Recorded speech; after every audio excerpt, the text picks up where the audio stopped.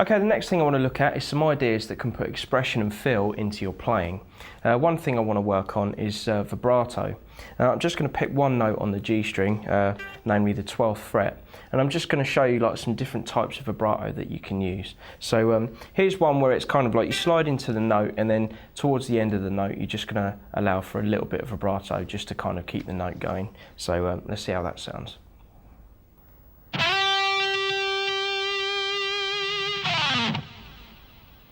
Okay, as you can see, I'm sliding into the 12th fret on the G string, just holding the note and then gradually working in some vibrato. Basically, you kind of want to just shake it a little bit with your left hand, and you're kind of just rocking your hand like that, but holding the note on the string.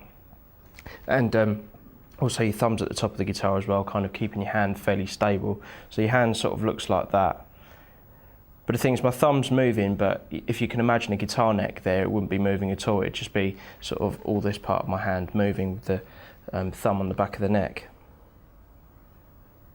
So your thumb's just kind of supporting it. So, you know, that's kind of, you know, a nice slow vibrato. You can also add like a fairly quick vibrato in there as well, which can sound like this.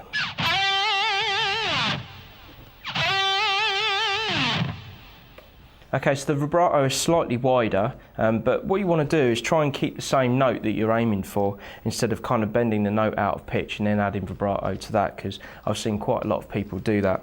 But, you know, what you need to do is just kind of like shake the note around where you're trying to pitch. But as long as you let the note kind of go back to its original tension, you know, on the string, then you're gonna end up with the same pitch that you started out with. You're just adding a bit more kind of musicality to it.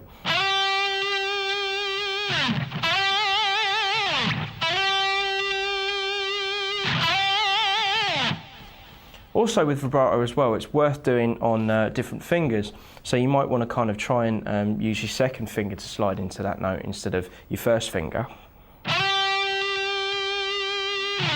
And then a bit quicker vibrato. And then again, you can use your third finger as well with some slow vibrato. And then a bit quicker. Now, your third finger is probably, you know, maybe the strongest out of those three fingers. It certainly is on my left hand. And you tend to find that if you land on a note using the third finger, you can probably get a lot more kind of aggressiveness out of the vibrato. So let me try that. Again, you're still kind of bending the string quite far away from the note, but as long as you let it back down to the note, you know, each time you're bending it, then you should be fine with the pitch aspect of it.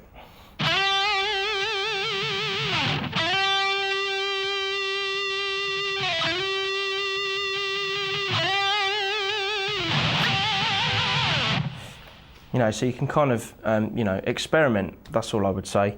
You know, try and do it kind of, you know, nicely as if you were playing like a ballad or something, and then kind of, you know, ramp up the aggression as you get a bit more confident with it. You know, it's definitely something to work on.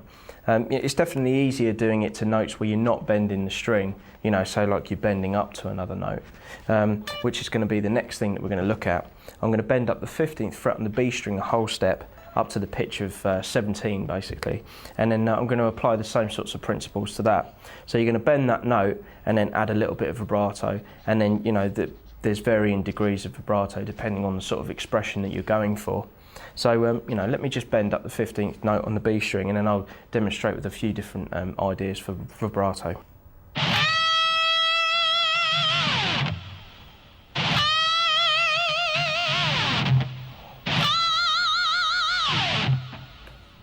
Okay, so again, going from, you know, starting off with slight vibrato and then ending up with quite an aggressive vibrato.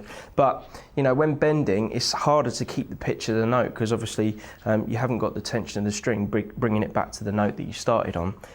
When you're bending the string, you've got to hold that note, and then you've got a kind of vibrato around it as well. So it definitely takes a bit more control. But, you know, if you kind of not sure of the pitch that you're supposed to be aiming for, you can just play 2 frets up. So you just play the pitch of the 17th fret and then bend the note up.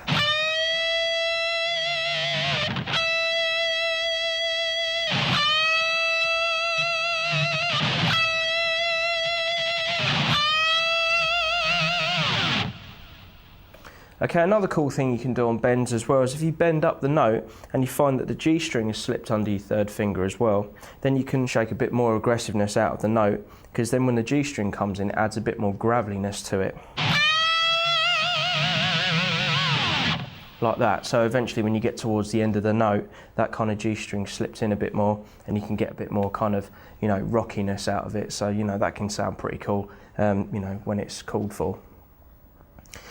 Okay, something else that you can do as well is you can basically bar your third finger, or whichever finger you're using, but for the case of this example, I'm going to be using my third finger, on the 14th fret on the G string and the 14th fret on the B string, and just bar across those two strings and then play them simultaneously, and then use vibrato as well, so that can sound pretty cool.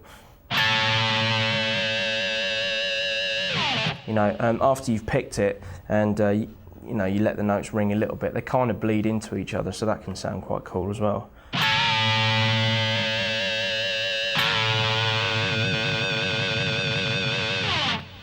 Okay, you can also practice this with other fingers as well. So if we bar across the 12th fret this time on the G and the B string, then use our first finger. Then you can sort of alternate between the two to get used to this technique.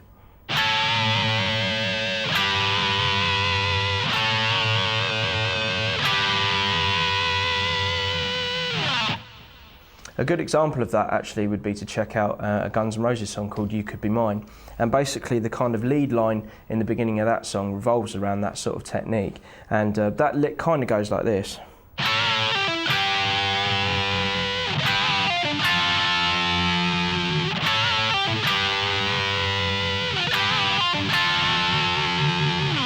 So again, that's kind of putting the lick into context, so you can, if you're not quite sure, I've never heard that kind of sound before, then you can, go and check out that song, as a reference point. Then you can, definitely hear what I mean. But, it's not a complicated technique, it's just something that sounds really cool. And, if you're kind of going for aggressive, but you don't really want to kind of shred, these are the sorts of things that you can do. Okay, another variation of that, I'm going to be on the 14th fret on the G string this time, is that I'm going to bend up the G string on the 14th fret whole step. So we're actually going to be playing the pitch of 16 on the G. And with my little finger, I'm going to play 15 on the B string and just kind of hold that note while I'm bending up the 14th fret on the G. And you can start out by playing those two notes together. Then what you can do is you can gradually bend up your third finger, and the kind of notes sort of separate, but it creates a different sound.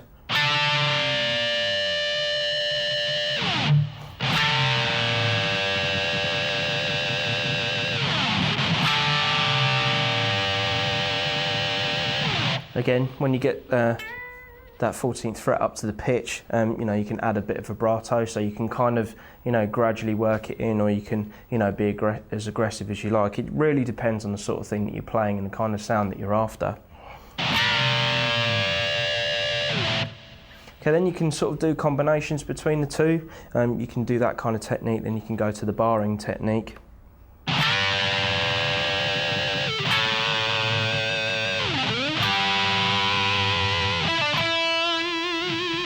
Then you can go to single notes, and then you can add in vibrato as well. It's a good way of kind of building solo ideas that you can use.